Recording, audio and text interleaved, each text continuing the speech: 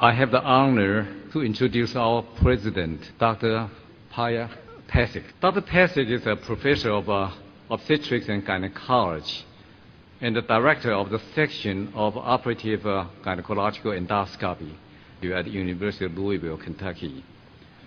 Dr. Pasek is an internationally well-known endoscopic surgeon, widely respected for his knowledge of female pelvic anatomy and his teaching expertise in gynecological minimally invasive surgery. He is one of the most sought-after lecturers in the gynecological endoscopic and minimally invasive surgery in the United States and abroad. He has published numerous scientific papers on laparoscopy, hysteroscopy, and also has added 3 textbooks on gynecological minimally invasive surgery. The list of his achievements and contributions to our specialty is too lengthy to mention here, and is now serving as president of AAGL. Let's welcome him to the podium.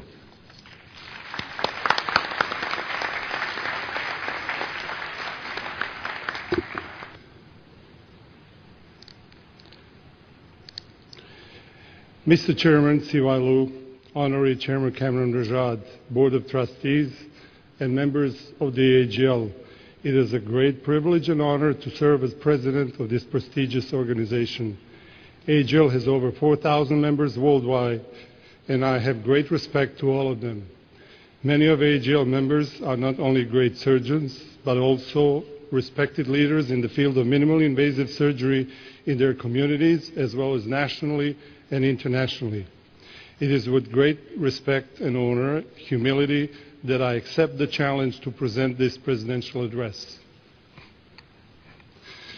When I started working on my AAGL presidential address, I was torn between 2 different ideas: to present my life story, which some colleagues that know me well find quite interesting, or to give the State of the Union address regarding AAGL and minimally invasive gynecology.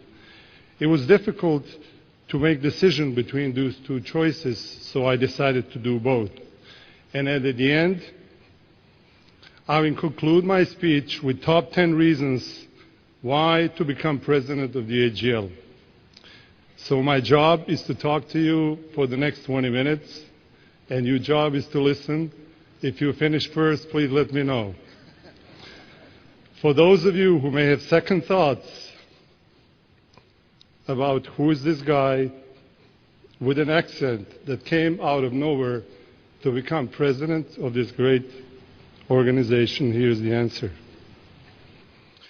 I completed my residency training at University of Sarajevo, and I got my first job as faculty in Women's Hospital in Sarajevo. In 1987, I came to University of Louisville, where I worked on my PhD thesis. I have to admit that I was getting bored with the research work in molecular endocrinology, so I started to look for any kind of joint appointment with the Department of Obstetrics and Gynecology to be involved with clinical medicine. My persistence was awarded with 1-year appointment with the Department of OB/GYN at University of Louisville Hospital. I obtained a training license and worked in outpatient surgery as fellow performing laparoscopic procedures. In Louisville, I met my first mentor, Dr. Walter Wolf, who was an exceptional surgeon and taught me many things that have served me well throughout my career. In Louisville, I also met my second mentor, Dr. Ronald Levine, who introduced me to Jordan Phillips and the AAGL family. Upon completion of my PhD work in Louisville, I returned to Sarajevo. In spring of 1990, Jordan Phillips came to Dubrovnik, ex-Yugoslavia, where we met and discussed the organization of the AAGL International meeting in Dubrovnik. I remember 2 things from that meeting. When discussing the details about the meeting, Jordan asked me if I was in it for money or for fame. The second thing I remember is that I spent almost my whole monthly salary that weekend while my wife Janita and I tried to impress and entertain Jordan and Mary who turned out to be very interesting and graceful guests. I guess that fame isn't so bad, after all. Unfortunately, the war in ex-Yugoslavia started in 1991, and our plans for the AAGL International Conference fell apart. I'm glad to report, however, that our dream of 20 years ago is being realized next year with the AAGL 4th International Meeting taking place in Dubrovnik, Croatia, and I urge you all to attend. In April of 1992, as the war was expanding to Bosnia, my family and I were airlifted from Sarajevo, sitting on the floor of a Boeing cargo airplane with approximately 700 other passengers. Thankfully, we ended up in Louisville, Kentucky as refugees of war, where we arrived with one suitcase and one bag, and found out that all our credit cards had been canceled. However, we were extremely lucky that we found ourselves in a familiar place where we had lots of friends that were willing to help us out. I got my old job back at the Department of OBGYN, University of Louisville, and continued my work and interest in laparoscopic surgery. That year, we got invited to Kentucky Derby as guests of our friends from Louisville just to find out these video images on CNN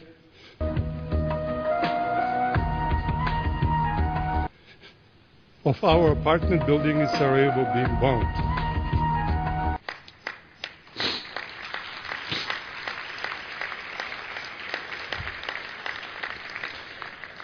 We lived the agonizing moments and years in constant fear for our family and friends who remained in Sarajevo, and watched horrible images and destruction that were daily broadcasted on the news. Every time I took a shower or had a nice meal, I felt guilty because my family and friends who stayed in besieged Sarajevo had no electricity, food, heat, or running water. At the same time, I was working full-time job and studying for my U.S. sommelier licensing exam, which I took and passed 16 years out of medical school. Despite being in the United States, the tragedy of war has not avoided us. My brother was kidnapped by Serbian paramilitary forces and released 2 months later after paying hefty ransom. My father, a retired professor at the School of Medicine, University of Sarajevo, was killed by shelling. I found out about his death by reading this article in New York Times 2 weeks after his death, because there were no connections with Sarajevo. The women's hospital where I worked in Sarajevo was completely destroyed. I found my consolation, inner peace, and inspiration in my family and my work. And I attended first AAGL meeting in San Francisco in 1993. Jordan, Phillips, and Mary were very happy to see me live, and I remember Mary crying with joy when she saw me. I attended every annual meeting since that time, and through AAGL, I met a whole new family and found a great number of friends. In laparoscopy, I did not only find a job or a profession, but a calling. There are no secrets to one's success. It is the result of much preparation and hard work and learning from failure. Someone once said that success is getting what you want, and happiness is wanting what you get. I find myself an extremely happy person since I tremendously enjoyed the cards that I have been dealt. I've been blessed that I found fulfillment in education of residents and fellows physicians. 9 fellows in minimally invasive gynecological surgery that I've trained will always stay in my memory, not as co-workers, but as family and closest friends. When taking a moment of reflection, I realized that I could have never gotten here without the generous help of certain people or my association with certain leaders in our field that I've chosen as my role models. They all have left mark on my career and deserve mentioning. My parents, who have instilled in me strong working ethics, especially my late father, who provided me guidance in my life and maybe choose medicine as a career. Dr. James Whitliff from University of Louisville, who was my PhD mentor, Dr. Marvin Yasmin, and Dr. Stan Gold from University of Louisville, chairs of the Department of OBGYN, who gave me my first and second job. Dr. Walter Wolf, who was my surgical mentor, and Dr. Ronald Levine, who introduced me to the family of AAGL. Jordan Phillips, who was founder of this great organization. Branko Modrakovic, a friend and designer from Sarajevo, who designed all my books. Dr. Robert Rogers, who invited me to work with him for IMET and teach cadaveric anatomy dissection courses around the country. Harry Rich, Grace Janik, and Andy Brill, among other great leaders in our field who have been constant inspiration and support. I would also like to thank my family for their unconditional support in my career. My wife, Janita, who has put up with me for so many years and has been my best cheerleader, and who, by the way, helped me write this speech. My girls, my niece Jasmine and my daughter Emma, who have been my constant inspiration and my best critics, and who predicted that I'll probably cry while I deliver it. I've been blessed that through laparoscopy, I found the opportunity to travel the globe and offer my services to colleagues in many different countries. On my travels, I have met numerous great surgeons, learned many things, and enriched myself with different experiences to become more humble and respectful of other people and cultures.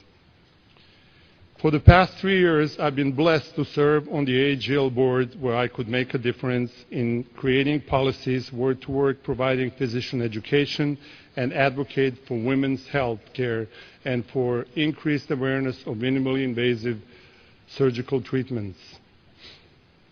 I'm very happy to report that AAGL is at the forefront of modern medicine. We are facing many challenges advocating the role of minimally invasive surgery in patient care. We are currently developing guidelines for care and sponsoring physician training and research in minimally invasive gynecological surgery. Those programs would not be possible without the efforts and general support of our industry partners.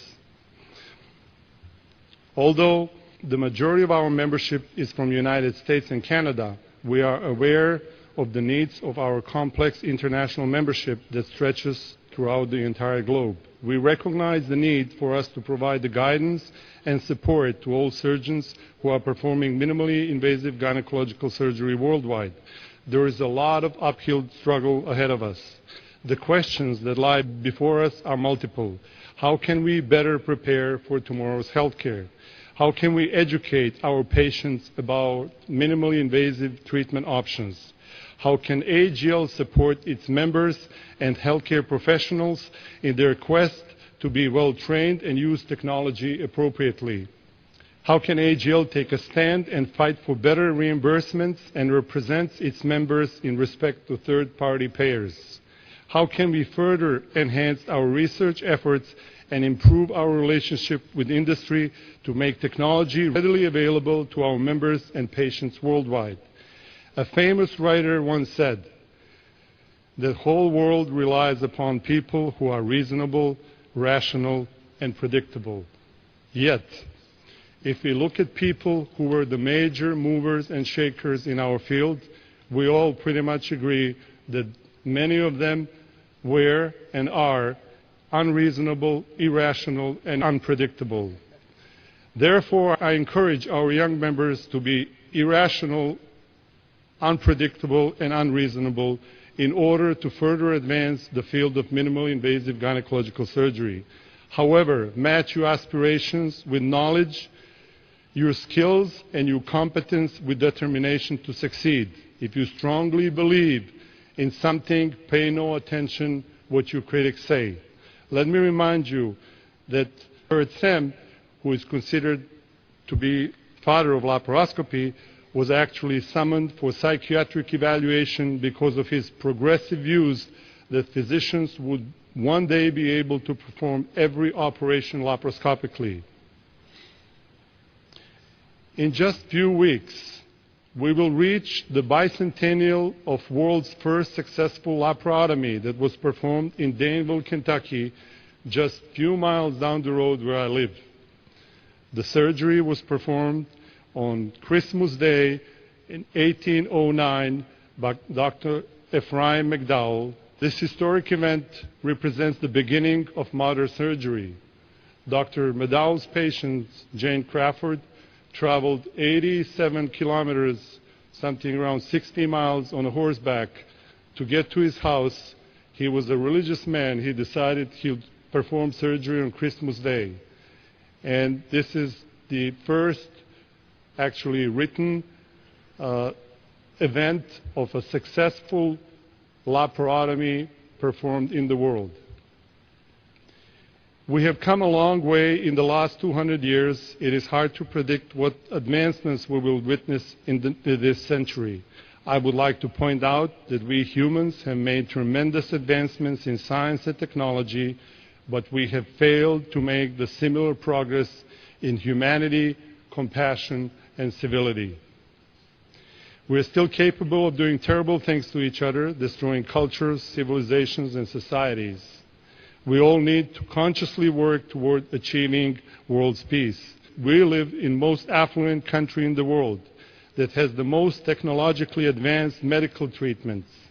We have put the man on the moon, but we have failed miserably in utilizing these resources to do what is most important: provide quality health care to all citizens of our nation. AAGL is doing its part by uniting and representing individuals that share the common passion for minimally invasive gynecological surgery throughout the world. We have representatives from 76 different countries at this meeting alone. I have borrowed this slide from Dr. Charles Miller's presidential address last year, just to re-emphasize the grim reality of the state of the minimally invasive gynecological surgery in the United States. As you can see, the adoption of minimally invasive surgery among gynecologists, presented by the dark blue curve on this slide, is tremendously lagging behind general surgeons.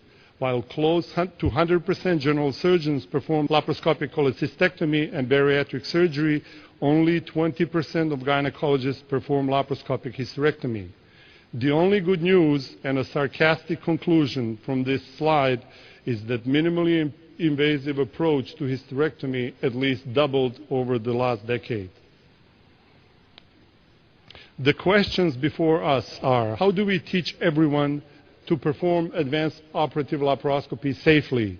Can we teach everyone, or should we concentrate our resources to teaching advanced laparoscopic surgery in the residency programs? Keeping in mind decreasing surgical volumes during residency, the question is 4 years enough?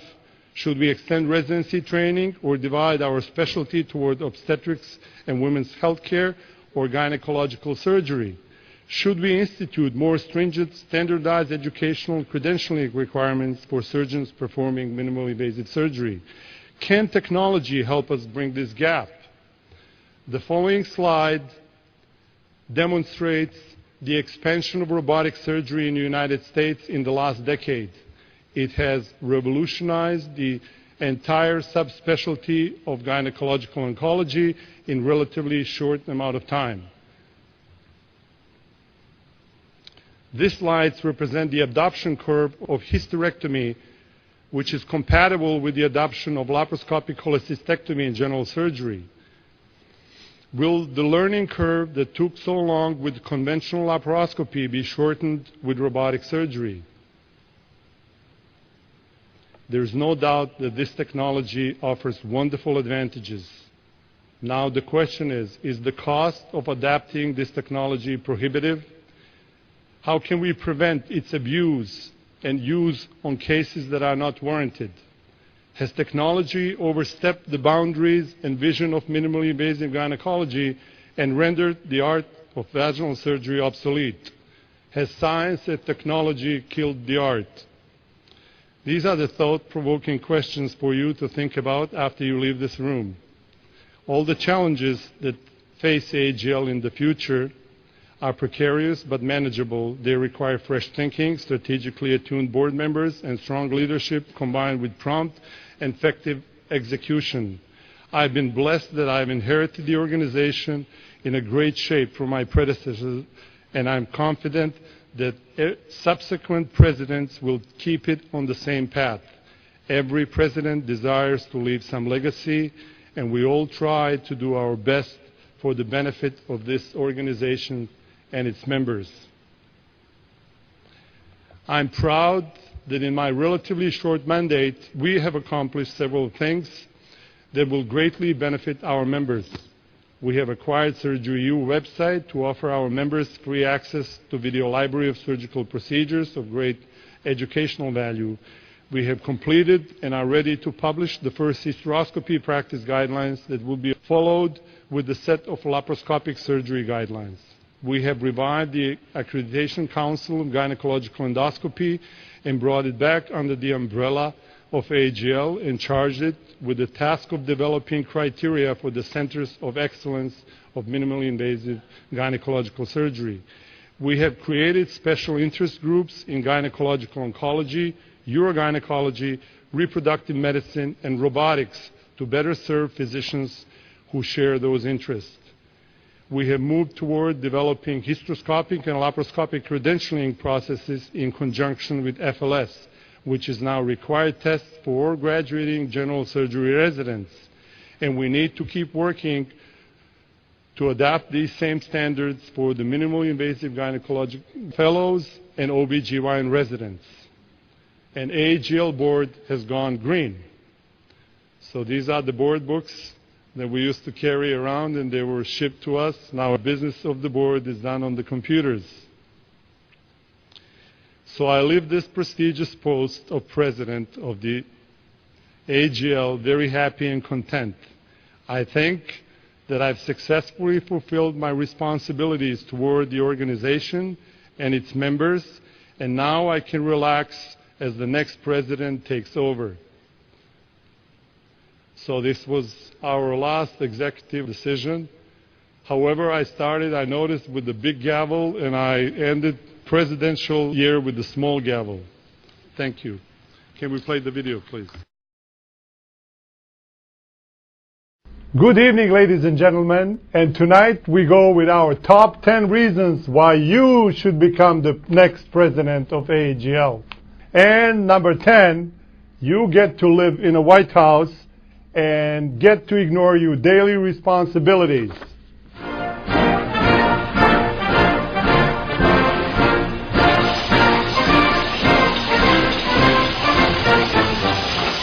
Hi, I'm so sick. You've got to do the dishes. No, I can't. I'm the president.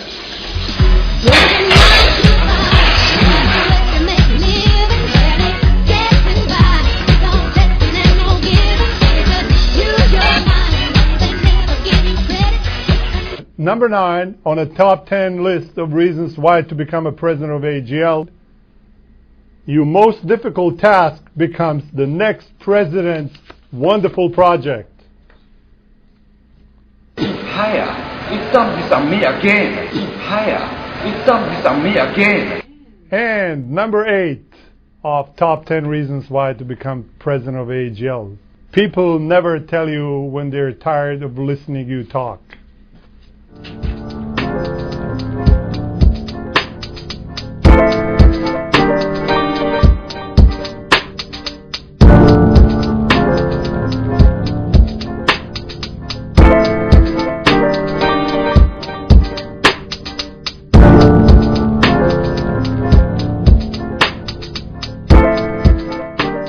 Number 7, when you are in charge of the annual meeting, you get masters in communication.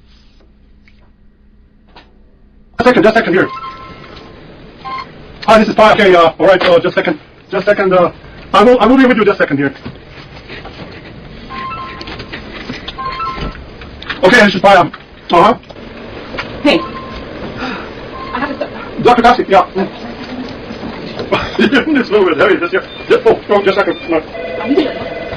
Let me put it on hold just a second. Yeah, this is Dr. Kassi, okay. No, I can't. I can't. I'll talk to you later. I'll talk to you later. I need this one right here.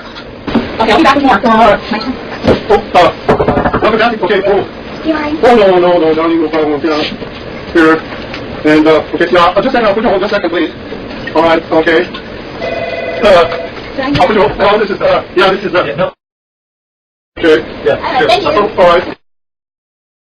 Great, yeah. Coffee. Sorry. Okay. Sorry. Thank you. He's gone yet? Yeah, I'm coming, yeah. Alright, put her asleep first. Before we operate, please. Where's the fellow? Okay, alright.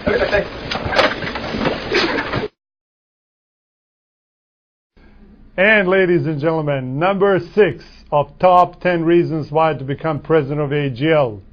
You get to travel first class.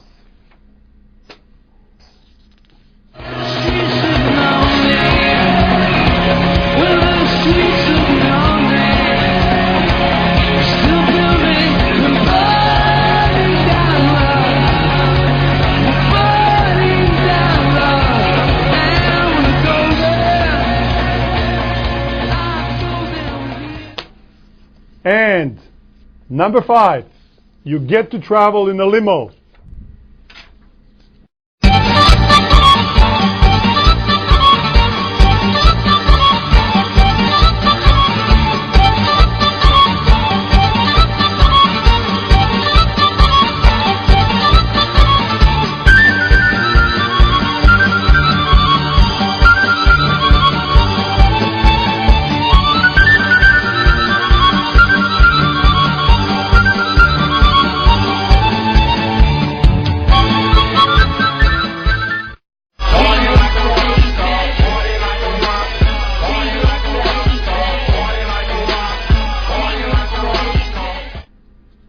And number 4 on the top 10 list, your hotel suite has more bathrooms and TVs than your house.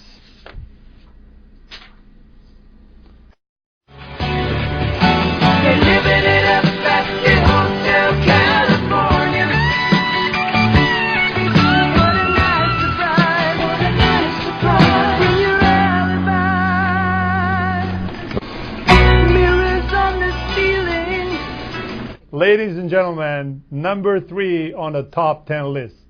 Your ribbon badge is longer than your tie.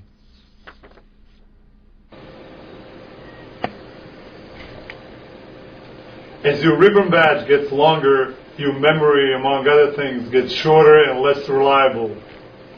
Number 2 on the top 10 list of reasons why to become president of AAGL. You get to meet interesting people.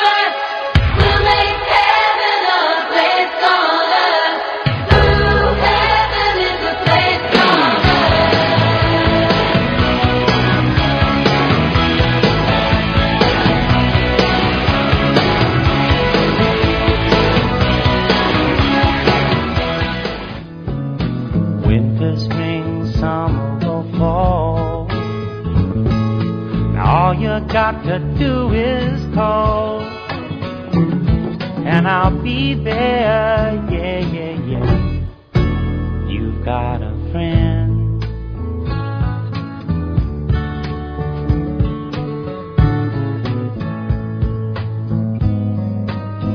If the sky above you should turn dark and full of clouds, and that old north wind should begin to blow.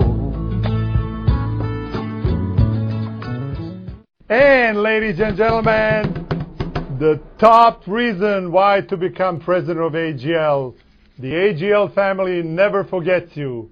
You may even get endowment when you die. Paya, you need to know that we'll never forget you.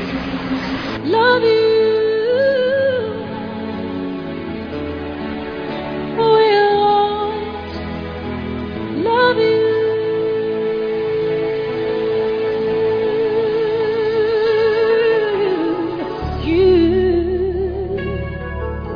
My darling, you.